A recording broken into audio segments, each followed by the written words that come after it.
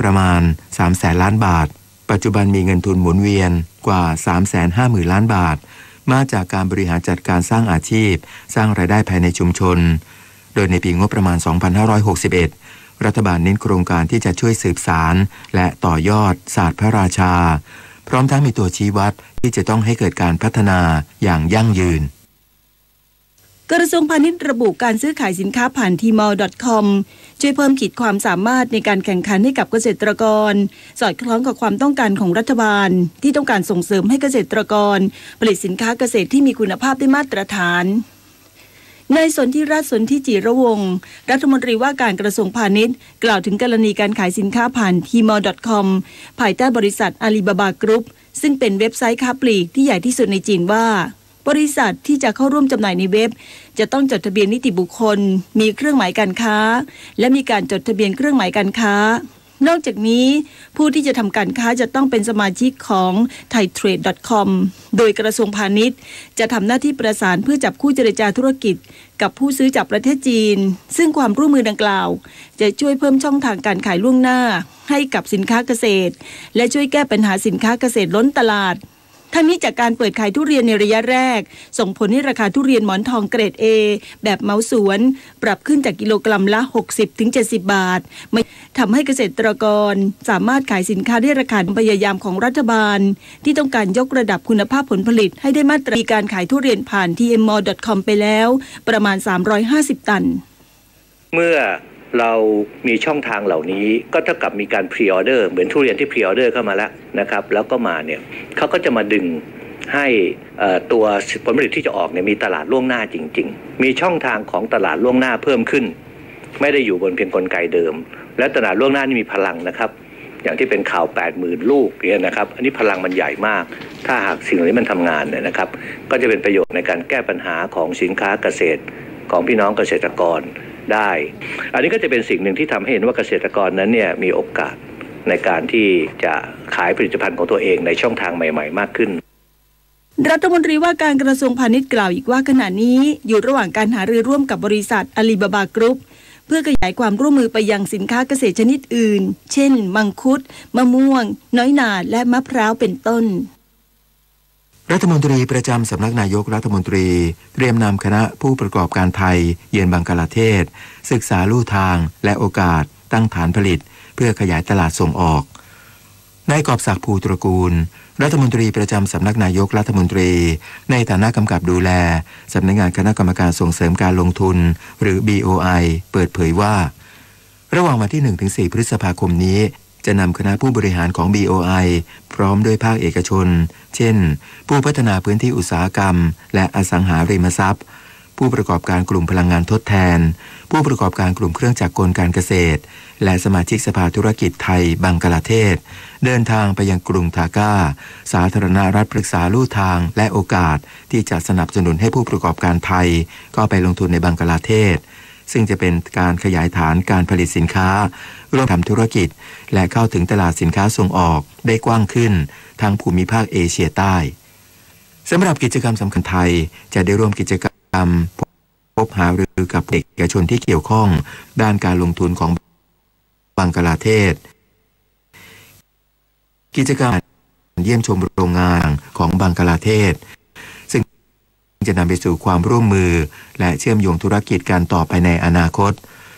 ส่วนอุตสาหกรรมที่ผู้ประกอบการไทยมีโอกาสเข้าไปลงทุนในบังกลาเทศแล้วเช่นอุตสาหกรรมสิ่งทอซึ่งบังกลาเทศมีเป็นอันดับ2ของโลกมูลค่าการส่งออกในแต่ละปีรัฐมีแรงงานที่มีบริษัทผลิตเสื้อผ้ายักษ์ใหญ่ของโลกก็ไปตั้งโรงงาน GSP จากประเทศพัฒนาแล้วไตรมาสแรกขยายตัว11.3%เศรษฐกิจโลกที่ฟื้นตัวนางสาวพิมพ์ชนกวอนขอพรผู้อำนวยการสำนักงานนโยบายเปิดเผยมีแรงงานที่มีฝีมือด้านสิ่งทอจำนวนมากและบริษัทผลิตเสื้อผ้ายักษ์ใหญ่ของโลกก็ไปตั้งโรงงานผลิตและยังได้รับสิทธิ์ GSP จากประเทศพัฒนาแล้ว กระทรวงพาณิชย์ยืนยันตัวเลขการส่งออกไตรมาสแรกขยายตัว11.3%สูงสุดในรอบ7ปีจากเศรษฐกิจโลกที่ฟื้นตัวนางสาวพิมพ์ชนกวอนขอพรผู้อำนวยการสำนักงานนโยบายและยุทธศาสตร์การค้ากระทรวงพาณิชย์เปิดเผยว่าตัวเลขการส่งออกเดือนมีนาคม2561ขยายตัว7.1%เมื่อเทียบกับช่วงเดียวกันของปีก่อนขยายตัวต่อเนื่องเป็นเดือนที่13โดยมีมูลค่าอยู่ที่ 22,363 ล้านเหรียญสหรัฐสูงสุดเป็นประวัติการณ์ส่งผลให้การส่งออกไตรมาสแรกมีมูลค่า 62,829 ล้านเหรียญสหรัฐขยายตัว11.3%เป็นการขยายตัวสูงสุดในรอบ7ปีเนื่องจากการส่งออกขยายตัวได้ดีในทุกตลาดทั้งสหรัฐญี่ปุ่นยุโรปและอาเซียนสำหรับหมวดสินค้าที่มีการขยายตัวได้ดีได้แก่สินค้ากลุ่มอุตสาหกรรมเช่นน้ำมันสำเร็จรูปเม็ดพลาสติกในภาพรวมๆแล้วคิดว่าการส่งออกของไทยปี 2561 ที่เหลือเนี่ยนะคะทั้งปีนะคะก็คิดว่าจะขยายต่างๆนะคะประเทศที่เป็นตลาดใหญ่แล้วก็ตลาดรองเนี่ยมีการเติบโตของประเทศเขาอยู่ที่กำลังดีนะทำให้เราก็การส่งออกของเราซึ่งเป็นสินค้าที่มีความต้องการของตลาดโลกเนี่ยยังไปได้ดีนะคะการแสดงข้อเท็จจริงที่ดีว่าประเทศไทยเนี่ยมีการ diversify ตลาดได้ค่อนข้างดีนะคะมีการกระจายตัวตลาดส่งออกมากขึ้นนะคะไม่ได้ต้องพึ่งพาที่ไหนมากนักนะคะแม้ว่า market 3 ตลาดเป็นยังกันเราได้ 30% เนี่ยแต่ว่าตลาดศักยภาพรองแล้วก็ตลาดไดนามิกเนี่ยนะคะก็จะเห็นว่ามีการเฉลี่ยแชร์เนี่ยนะคะขยายตัวขึ้นมาเรื่อยๆนะคะซึ่งตรงนี้เป็นสัญญาณที่ดีนะคะว่าการส่งออกของไทยก็มีความแข็งแกร่งในระดับหนึ่งนะคะคณะกรรมการนโยบายการพัฒนาระเบียงเศรษฐกิจพิเศษภาคตะวันออกลงนามความร่วมมือกับจิสดานำเทคโนโลยีอวกาศมาพัฒนาพื้นที่ระเบียงเศรษฐกิจพิเศษภาคตะวันออกเพื่อรองรับการลงทุนนายกนิษฐ์แสงสุพรรณเลขาธิการคณะกรรมการนโยบายการพัฒนาระเบียงเศรษฐกิจพิเศษภาคตะวันออกหรือสกรสพร้อมโดยนายสมเจต ธินพงศ์ประธานกรรมการบริหารสำนักงานพัฒนาเทคโนโลยีอวกาศและภูมิสารสนเทศและประธานกรรมการบริหารสำนักงานนวัตกรรมแห่งชาติแถลงข่าวการทำบันทึกความร่วมมือหรือ MOU ระหว่าง2องค์กรในแห่งเศรษฐกิจพิเศษภาคตะวันออกหรือเป็นเมืองใหม่รองรับการลงทุนขึ้นทั้งนี้เลขา EEC กล่าวว่าความร่วมมือครั้งนี้ทาง EEC จะสามารถพัฒนาพื้นที่โดยการนำเทคโนโลยีดาวเทียมของ ISDA หรือแมปดาวเทียมจัดทำข้อมูลเป็นระบบ Big Data ซึ่งจะทำให้เกิดการประมวลผลที่ชัดเจนทราบการเปลี่ยนแปลงของพื้นที่นำไปสู่การวางแผนและศึกษาความก้าวหน้าที่ EEC มากขึ้นต่อแผนขยายความที่อื่นต่อไปเป็นฐานข้อมูลที่เราสามารถจะเอามาขยายความให้รู้ว่าความเปลี่ยนแปลงในพื้นที่ของ EEC ทางด้านความก้าวหน้าทางเศรษฐกิจเนี่ยมันมียังไงการเปลี่ยนแปลงของรูปแต่ละรูปที่เห็นเนี่ยเมื่อมันลงไปในรายละเอียดแล้วเนี่ยมันสามารถบอกได้ว่ามันมีกิจกรรมอะไรมากมีคนเข้าไปอยู่แค่ไหนอันนี้จะช่วยเราสามารถติดตามสถานการณ์ว่าเกิดอะไรขึ้นได้การปฏิบัติการฝนหลวงประจำวันที่ 23 เมษายน 2561 จำนวน 3 หน่วยปฏิบัติการดังนี้หน่วยปฏิบัติการฝนหลวงจังหวัดเชียงใหม่บินปฏิบัติการฝนหลวงเวลา 14 นาทีมีเป้าหมายเพื่อเพิ่มความชุ่มชื้นให้กับป่าไม้บริเวณพื้นที่จังหวัดเชียงใหม่ทำให้มีฝนตกเล็กน้อยที่อำเภอจังหวัดเชียงใหม่ราชสีมาบินปฏิบัติการฝนหลวงเวลา 15:43 นาทีโดยมีเป้าหมายเพื่อช่วยเหลือพื้นที่การเกษตรบริเวณจังหวัดนครราชสีมาทำให้มีฝนตกเล็กน้อยที่อำเภอปากช่องจังหวัดนครราชสีมาและหน่วยปฏิบัติการฝนหลวงจังหวัดลพบุรีบินปฏิบัติการฝนหลวงเวลา 14:45 นาทีโดยมีเป้าหมายเพื่อช่วยเหลือพื้นที่การเกษตรบริเวณจังหวัดลพบุรีทำให้มีฝนตกเล็กน้อยถึงปานกลางที่อำเภอชัยบาดาลจังหวัดลพบุรีและมีฝนตกเล็กน้อยที่อำเภอสระโบดและอำเภอโคกเจริญจังหวัดลพบุรีวันนี้ตั้งแต่เวลา 14 นาฬิกาเป็นต้นไปสถานีวิทยุกระจายเสียงแห่งประเทศไทยจะเป็นแม่ข่ายให้สถานีวิทยุกระจายเสียงแห่งประเทศไทยในส่วนภูมิภาคของกรมประชาสัมพันธ์ถ่ายทอดเสียงการแถลงผลการประชุมคณะรัฐมนตรีนำแถลงข่าวตึกนารมทำเนียบรัฐบาลความถี่ 92.5 เมกะเฮิรตซ์ในระบบ FM และความถี่ 891 กิโลเฮิรตซ์ในระบบ AM จึงขอเชิญท่านผู้ฟังติดตามรับฟังได้ในเวลาดังกล่าวต่อจากนี้ไปขอเชิญรับฟังไทยคู่ฟ้าครับ รัฐบาลเห็นชอบแก้ไขเพิ่มเติมกฎหมายเพื่อแก้ไขปัญหาการขายสลากกินแบ่งรัฐบาลโดยเพิ่มโทษผู้ที่ขายสลากเกินราคาเป็นจำคุกไม่เกิน1 เดือนหรือปรับไม่เกิน 10,000 บาทหรือทั้งจำทั้งปรับรวมถึงห้ามขายสลากในสถานศึกษาและบุคคลที่มีอายุต่ำกว่า20 ปีบริบูรณ์นอกจากนี้ยังสนับสนุนให้สำนักงานสลากพันธุ์ใหม่เพื่อเพิ่มประสิทธิภาพในการบริหารงานรวมทั้งจากการขายสลาก1%เข้ากองทุนสลากกินแบ่งรัฐบาลเพื่อพัฒนาสังคมนำเงินไปใช้เพื่อประโยชน์สาธารณะเช่นแก้ไขปัญหาผลกระทบจากการพนันหรือการขายสลากเป็นต้นอย่างไรก็ตามสำนักงานสลากจะไปละเอียดวิเคราะห์ผลกระทบและปรับปรุงกฎหมายก่อนนำเสนอให้รัฐบาลพิจารณาต่อไปครับร่วมเดินหน้าประเทศไทยกับสำนักโฆษกสำนักเลขาธิการนายกรัฐมนตรีถ้าเราจะปกครองหรือช่วยให้บ้านเมืองมีความสงบเรียบร้อยเราจะปฏิบัติตรงตามกฎหมายทั้งจะต้องคำนึงหลักนิติศาสตร์และรัฐศาสตร์ไปพร้อมๆกันต้องอยู่ด้วยความอลุ่มอล่วยไม่กดขี่ซึ่งกันและกันพระบรมราโชวาทพระบาทสมเด็จพระปรมินทรมหาภูมิพลอดุลยเดชบรมนาถบพิตร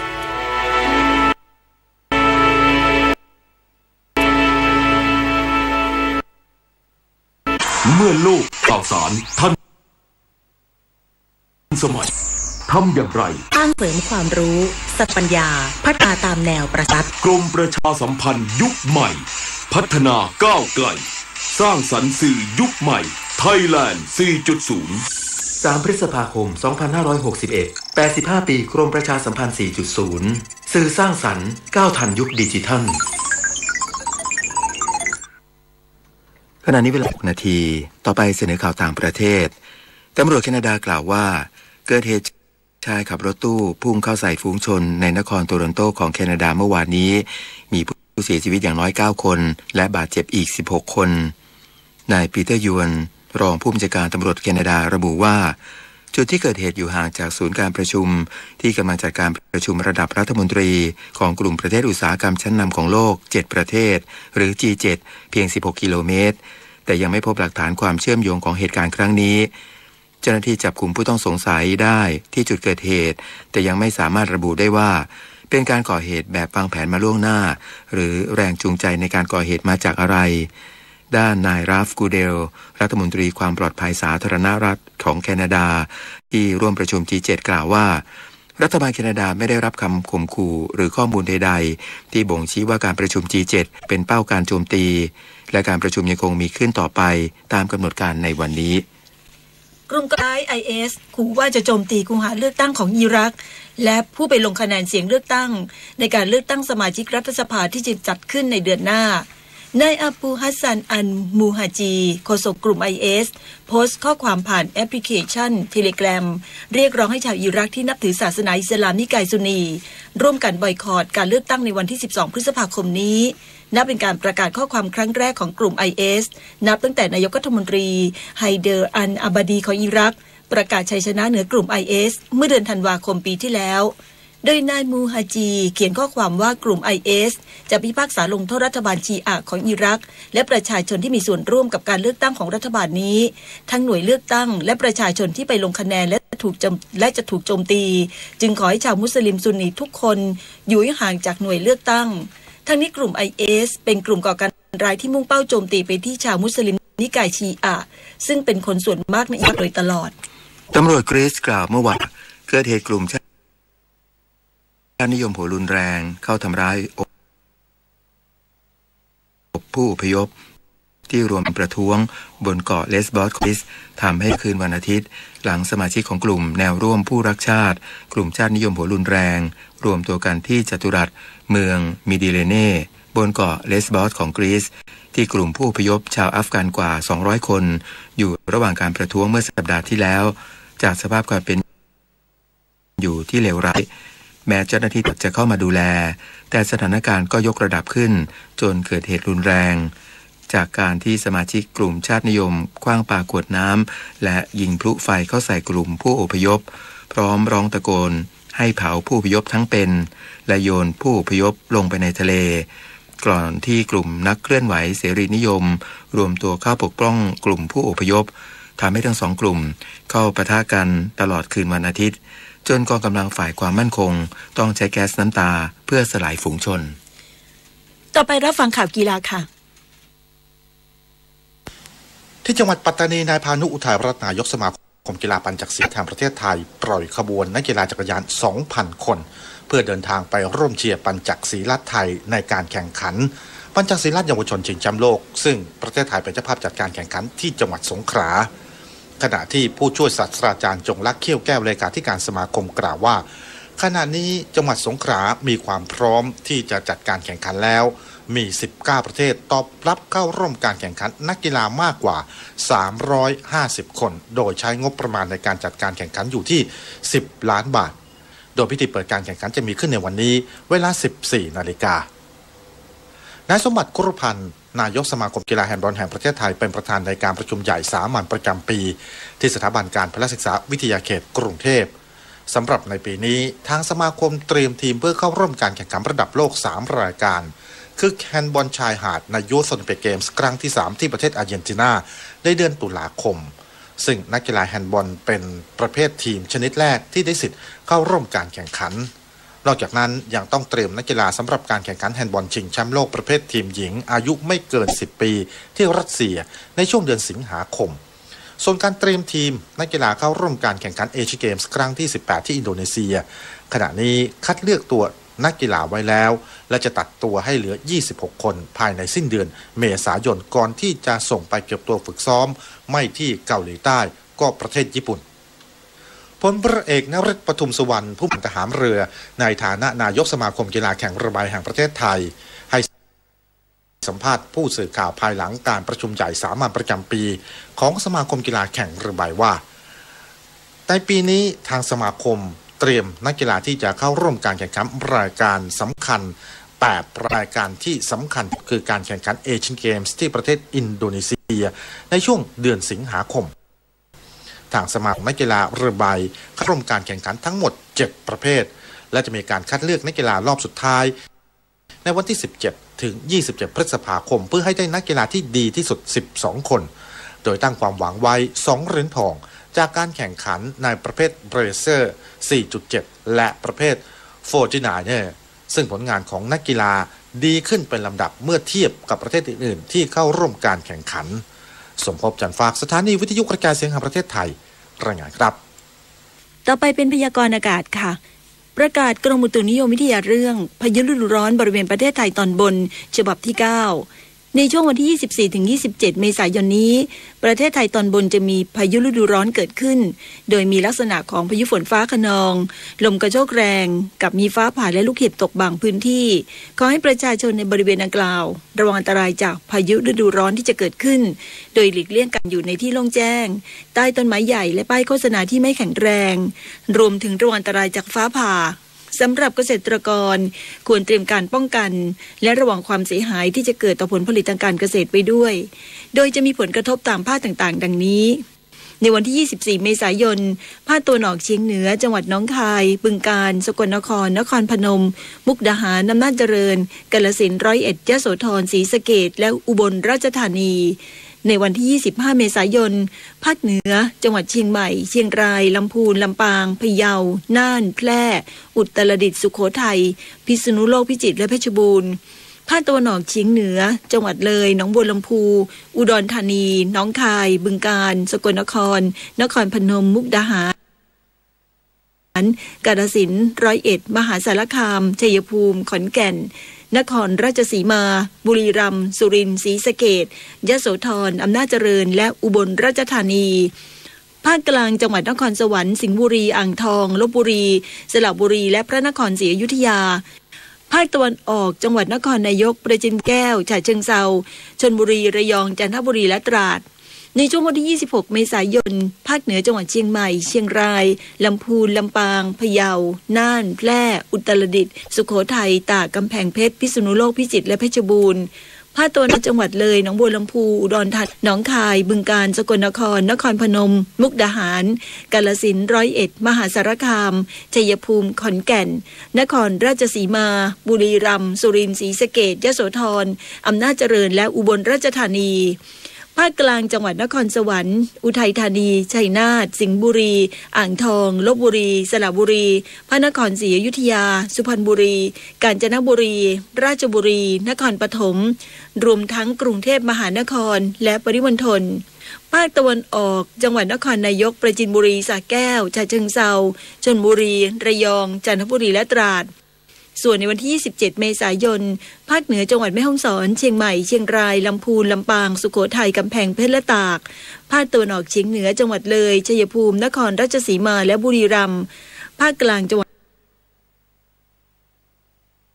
ราชบุรีกาญจนบุรีสุพรรณบุรีอุทัยธานีชัยนาทสิงห์บุรีอ่างทองพระนครศรีอยุธยานครปฐมรวมทั้งกรุงเทพมหานครและปริมณฑลภาคตะวันออกจังหวัดฉะเชิงเทราชลบุรีระยองจันทบุรีและตราดภาคใต้จังหวัดเพชรบุรีและประจวบคีรีขันธ์ทั้งนี้เนื่องจากบริเวณความกดอากาศสูงจากประเทศจีนได้แผ่ลงมาปกคลุมถึงบริเวณประเทศตอนใต้และตอนบนแล้วคาดว่าจะแผ่เข้ามาปกคลุมภาคตะวันออกเฉียงเหนือตอนบนในคืนวันนี้และจะแผ่ขยายเข้ามาปกคลุมภาคเหนือภาคกลาง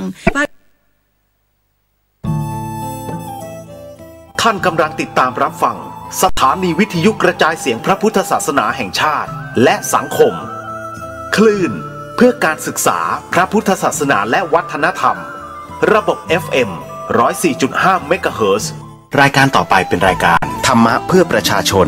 ดำเนินรายการโดยพระครูธีระสุตพจน์